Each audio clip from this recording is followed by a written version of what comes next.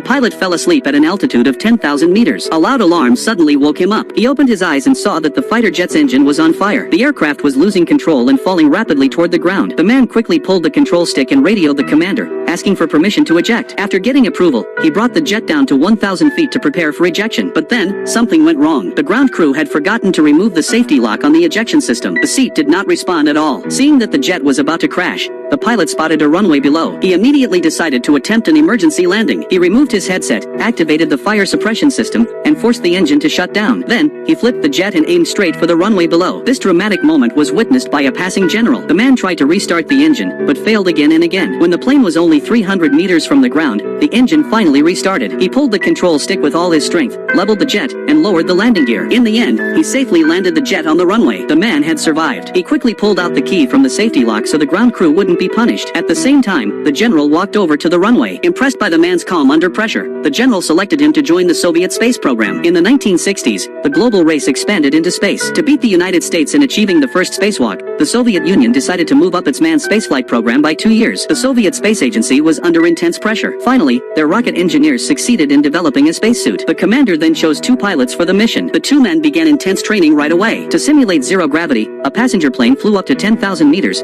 then dove downward sharply. This created about 15 seconds of weightlessness. The man used those short moments to practice again and again. After countless tests, the 2 men completed their training successfully. At the same time, scientists worked day and night to design the spacecraft. Due to the extreme workload, one engineer even died suddenly from exhaustion, but their hard work paid off. They finally built a working manned spacecraft. However, right before the official launch, the unmanned test flight failed. The test craft crashed and broke apart, destroying all data. It was a huge blow to the team. Despite this, the top leaders of the Soviet military insisted on launching the manned mission. The commander went to the 2 astronauts. They agreed to continue the mission. On a snowy morning, the 2 men boarded the spacecraft. They began one of the greatest missions in human history.